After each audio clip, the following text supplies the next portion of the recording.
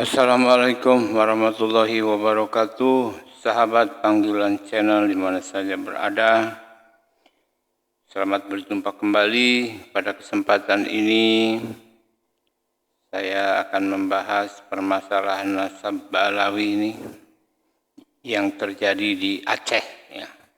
Di mana tokoh Aceh merasa tidak nerimalah dengan tindakan-tindakan habaib yang seperti ini juga ya. Mereka pun berkomentar keras, bahkan menjelaskan dengan jelas bagaimana terah keturunan di Aceh. Bahkan bicaranya pun tidak menggunakan bahasa Melayu ya, agar jelas didengar. Untuk itu kepada para Ba'alawi Yahudi Yaman ini agar bisa memantau ini ya, bisa mendengar ini atau melihat video ini agar mereka terbuka matanya, bisa berpikir dengan jernih dan kembali ke jalan yang benar. Sebab Ba'alawi ini lagi tersesat di jurang kehancuran dan kenistaan.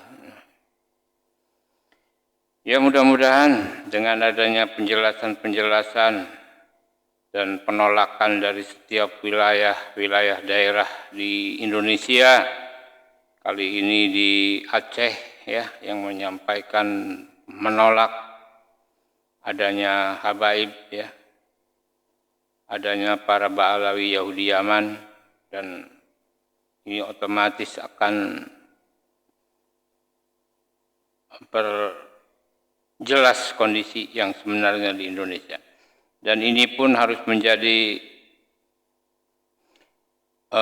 pemicu bagi daerah-daerah lain bahwa di Aceh pun tidak mau menerima perlakuan para habaib Yahudi Yaman yang sudah keterlaluan ini.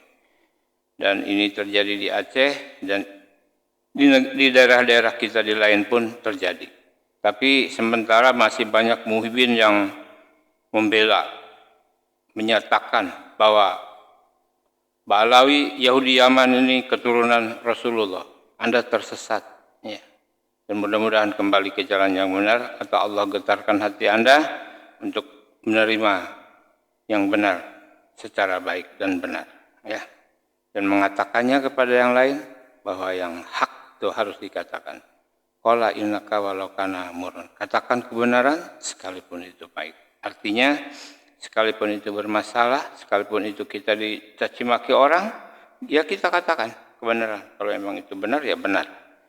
Seperti baik, kita ikuti saja penjelasan dari tokoh Aceh tentang permasalahan suku-suku di Aceh dan bagaimana dengan tanggapannya dengan para Ba'alawi. Selamat menyaksikan. Assalamualaikum warahmatullahi wabarakatuh. Saya tidak ingin bicara dengan bahasa Aceh ya.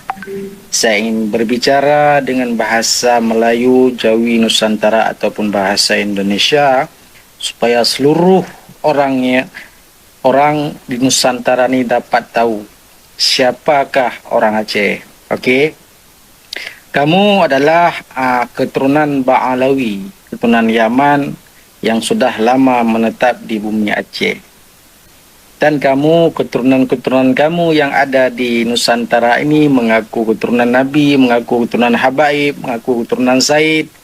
Oke, sekarang dengar. Kamu saya lihat meremehkan, melecehkan, memperendahkan keturunan orang Aceh yang asli seperti keturunan Pocut. Kamu tahu asal usul Cut daripada mana? Cut ini adalah daripada keturunan Putri Merah Makhdum Khaidawi daripada keturunan Pangeran Salman dan daripada keturunan Sayyidina Ali, daripada jalur Sayyidina Husain. Jadi yang berketurunan Makhdum itu ya, itu sama sejalurnya dengan Makhdum Ibrahim, Makhdum dan sebagainya, itu dari Sunan Gunung Jati juga itu ada gelar Makhdum juga itu ya. Jadi Cut itu yang saya kenal tuh dulu Cut ya, Pocut itu saya baru tahu ini kalau itu Pocut lengkapnya, gelarnya Pocut disingkat Cut ya. Jadi seperti Cut Nyadin, Cut Mutia, Cut dan lain sebagainya itu orang gelar-gelar untuk orang Aceh. Jadi gelar-gelar Nusantara, pejuang-pejuang Nusantara yang dulu membabat tanah Jawa Nusantara itu juga dapat gelar-gelar seperti itu. Kalau Ba'alwi itu kan enggak, itu rasis ya, itu sesama Ba'alwi saja semuanya, enggak mau melebur dengan orang Indonesia, merasa kastanya paling tinggi.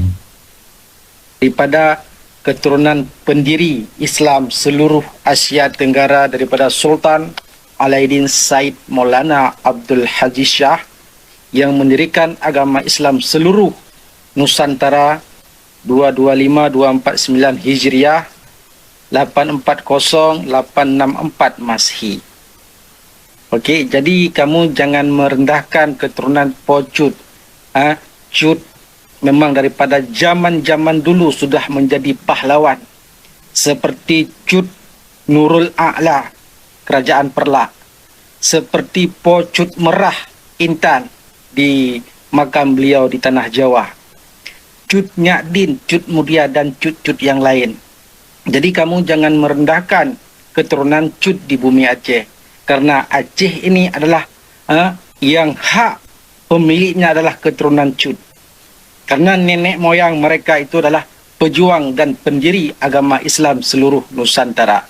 Jadi keturunan raja-raja Aceh dalam silsilah kerajaan Aceh, daripada kerajaan Perlak semuanya di dalam silsilah gelaran Syah, dalam silsilah kerajaan Pasai gelaran Syah, dalam silsilah kerajaan Temiang gelaran Syah, di dalam silsilah kerajaan Banda Aceh gelaran Syah, dan di dalam silsilah Kesultanan Malaysia pun gelaran Syah, dan di dalam silsilah Kesultanan Brunei pun gelaran Syah. Jadi keturunan Aceh ni cukup banyak seluruh Nusantara.